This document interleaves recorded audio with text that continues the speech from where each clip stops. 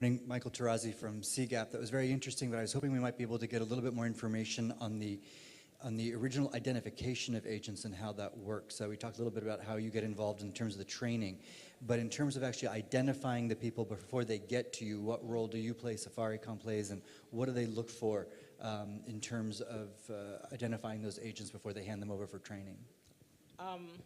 That's really a Safaricom role. For example, like I said, I told you it used to be, first of all, it was the airtime agents who came on board and so on. Thereafter, Kenyans are very fast and forward-thinking people, so they will apply. And it's on the internet, so they will apply. There are conditions for you to become an agent, and that's vetted at Safaricom back office. Once it's vetted, and the name has come, because they need to have a PIN, they need to have a VAT, they need to have paid some money, they need to have bought a certain computer, they need to have certain software. Once that is done, then the name is passed over to Top Image. But what it is that Safaricom does not know where those outlets are. The person has walked in at the head office, I said, my name is so and so and so, and I run this business so and so. It's up to Top Image, to who are in the field, to know where that particular outlet is and if at all is existing. And initially is that Safaricom will make sure that you brand your outlet yourself, as opposed to some countries where you brand for the merchant. So we make sure to go and make sure has it been branded. And now, previously there was no like the banking system. Now it was necessary that the outlets is put in a way that's like tell us, and there are grills for safety and et cetera and et cetera. And so we check that the outlet is in a safe place, it has adequate space, and et cetera, et cetera. It has two people really that we're talking about.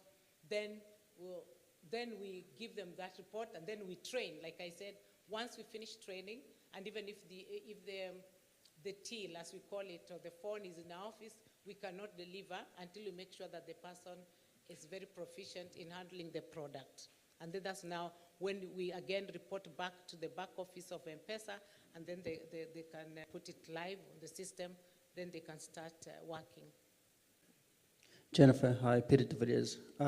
Question, in terms of the agents, are you seeing certain trends that between branding and training and cash float, what are you seeing as the most common problem that they face for the unsuccessful agents? And what are the successful agents doing, in your mind, that's certain common?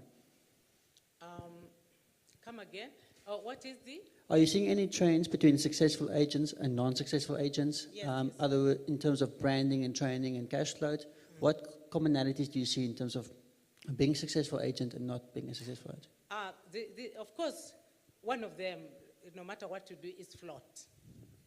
That's of him. But the trend is that the successful agents or merchants are people who train or who employ qualified primary assistants and keep them for a long time. Qualified primary assistants is very important.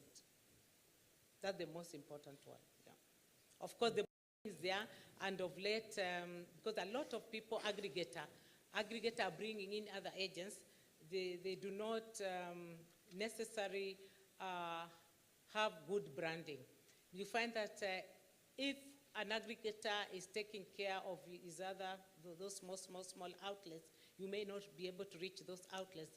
And from there, then we find that the standards of branding are a little bit low, especially of the outlets, especially in the slum areas, by virtue of the size of those outlets. So the branding becomes very poor. And in fact, as we go on and getting more and more agents on board, the branding is becoming poorer and poorer and poorer. First of all, thank you, Jennifer. It was very insightful. It's Gerhard from Nokia. Could you talk to two things? As the TDRs are important as a multiplier towards the agents, what is your qualification or recruitment and training requirements for the TDRs?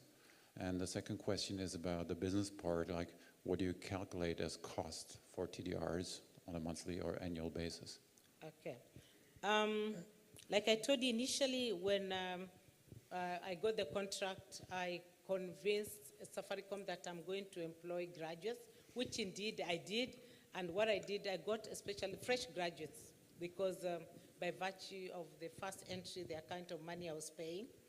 But after 1 year or so, a lot of banks were poaching them, especially when it came to mobile banking, and I was losing a lot, like 3 or 4 in a month.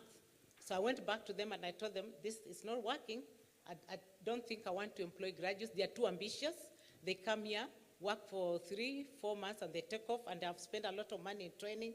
I'd rather get tertiary educated, people who appreciate working with Top Him and Safaricom on a brand, and we have seen they stay, and even the ones that we had employed before stayed. But the secret is in the training, how we train and how I train, how we do our kind of training, what we do. It's a different ballgame of how we train and so on. Hi Jennifer, this is Prabir from Banglalink, Bangladesh.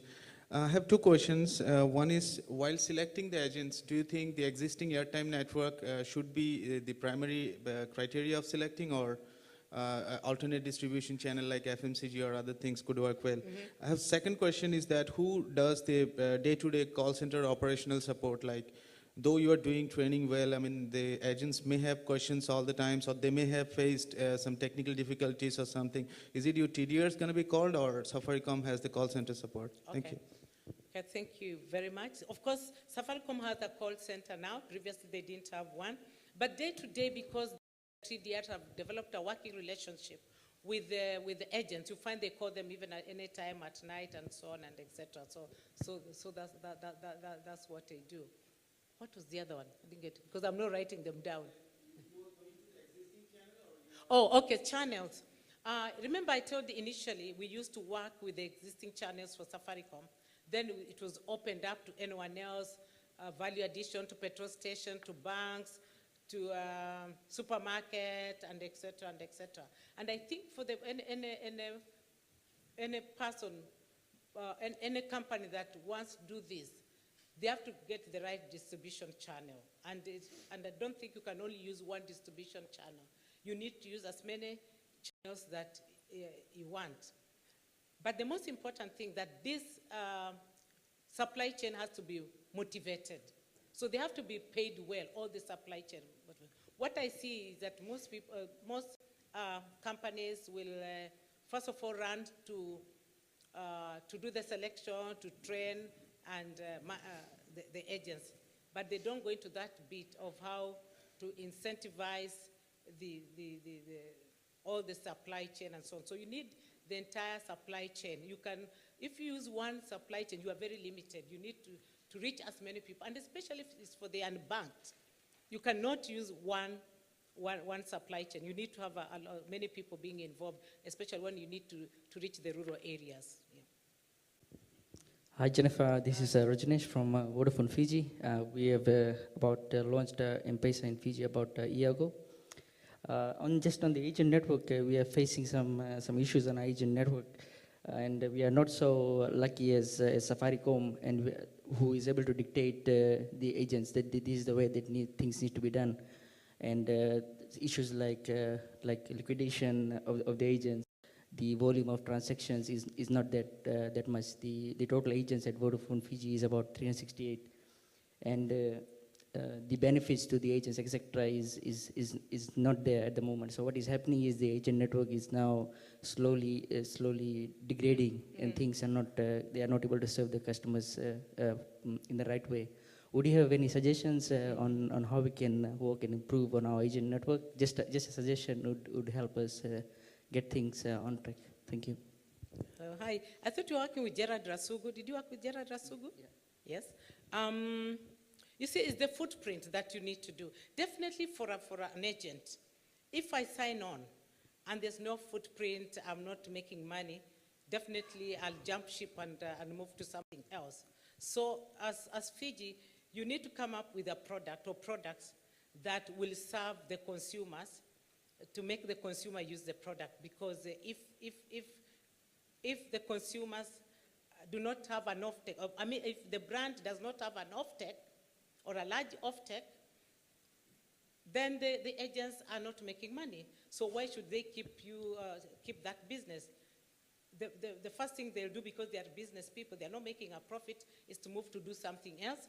than stay on with you. So it's up to you to think, what kind of products can you offer them to make sure that there is an offtake? Also, you need to give them a good commission, like I said, and just make that I hope your network is working, you are giving them the support they need, and of course, agents need a lot of support from whether it is the financial bank or the telecom that's doing, is the support that they want. You give them the support they want, and also, are you advertising your brand, or you just launched it and you thought that now it will pick it up? You also need to put money behind it. Just one more question on that. We are looking at pre-funding the agents in terms of giving them electronic value as well as cash to do transactions. Do you think it's a good idea to do that, or I mean, regarding in your experience? I think that depends on you as a company and what happens in your country and so on. It's a yes, because you want to help the people to have a float. But even if you give them money to do that, do they have enough footprint? Do they have enough people to transact? Because how are they going to, and I'm sure if you give, are you giving them money or you are loaning them? You are giving them money or you are loaning them? You are loaning them. You are loaning, you see. So if you are loaning them, they need to see a lot of traffic in for them to make money to repay. And if there's not a lot of traffic in, they have no money to pay the loan, so they're just getting themselves poorer and poorer. Because at the end of the day, they need to pay for that loan, and where do they get the money? So it's a bit of catch-22 situation. If you are lending them money, also make sure that there's adequate footprint in the outlets for them to make money, to make profit. But for now, I'd just like to say thank you to Jennifer for joining us today and sharing these insights.